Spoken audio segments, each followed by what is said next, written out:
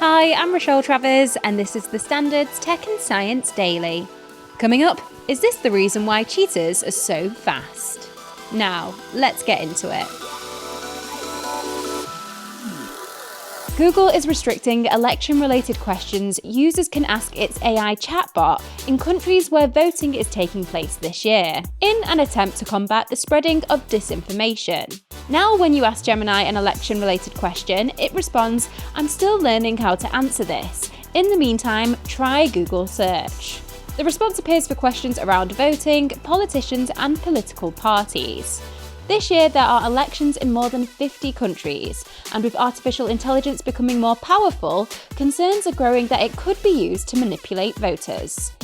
Can cheetahs' unrivalled speed be explained by their size?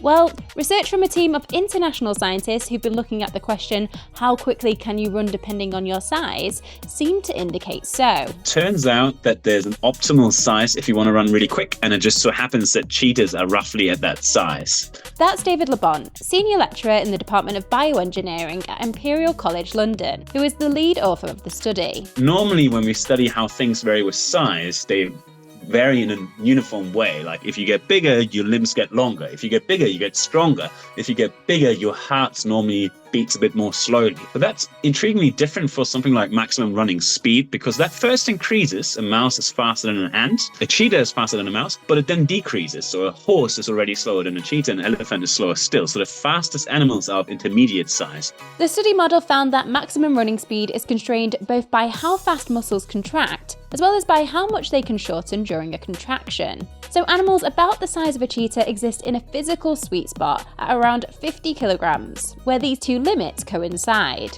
David says their research model could have potential benefits for the wider scientific community too. Scientists have been interested for a long time is to try and understand more about how animals that we can no longer observe, such as dinosaurs, can move. And to do that, you have to try and somehow build models that are informed by animals that you can observe. There's also benefits away from the animal kingdom as well. Now, outside the world of animals or fundamental research, if you will, the work also raises questions about what makes an ideal athlete, because there's different properties of muscle that can determine which limit you're in. And depending on your physique, you might be limited by different of these properties. So that might inform training regimes and how you want to design something like a rowing boat or cycles, what gears you want to cycle in, how you want to design robots and such questions. Now, the sounds of healthy coral off the coast of the US Virgin Islands. A new study has found that playing sounds such as that from healthy coral reefs could encourage degraded ones to regenerate.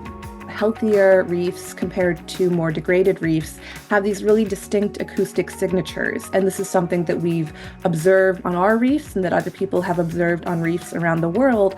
And so we're interested in what the ecological implications of that are. That's Nadège Aoki, PhD candidate at the Woods Hole Oceanographic Institution in the US. We know that there are many fishes, invertebrates, lots of biological sources of sound on reefs, and that a lot of other animals use sound as a way to navigate or communicate, and a lot of them use sound during their larval stages, including fishes. And so we were interested in exploring how sound affects settlement and affects juvenile development in an invertebrate that hadn't really had this been studied before. A reef that has been degraded, whether by coral bleaching, disease, or direct human impacts, can't support the same diversity of species and has a much quieter, less rich soundscape. The researchers showed that broadcasting the soundscape of a healthy reef at a degraded reef caused coral larvae to settle at significantly higher rates. Nadège and her team now want to look at whether this is the same for different coral reefs around the world. And there's another interesting question they now want to look at too. Whether or not coral reefs have their own dialects from a Pacific reef versus an Atlantic reef. We're really interested in addressing those questions. And basically, we're really interested in addressing what the specific sounds that corals are responding to. The study is published in Royal Society Open Science. Japanese company Space One's inaugural launch of a small rocket has ended in a dramatic explosion. The 59-foot tall rocket blew up just seconds after liftoff at about 2 a.m. GMT, which was about 11 a.m. local time on Wednesday, leaving behind a large cloud of fire and smoke near the launch pad. With the launch, Space One was attempting to become the first Japanese company to put a satellite into orbit. The rocket was carrying an experimental government satellite to temporarily replace intelligence satellites in orbit in case they drop offline.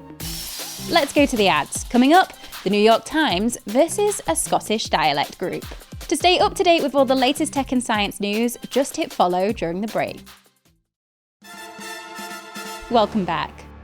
Now, if you've ever fancied becoming a real-life James Bond, you'll want to listen closely to this one. The UK's Intelligence, Security and Cyber Agency, GCHQ, has released a puzzle to appeal to potential new recruits who can think out of the box. The visual puzzle asks people to identify the letters contained in the picture before putting them together to reveal a hidden message. There are 13 elements within it which represent letters of the alphabet.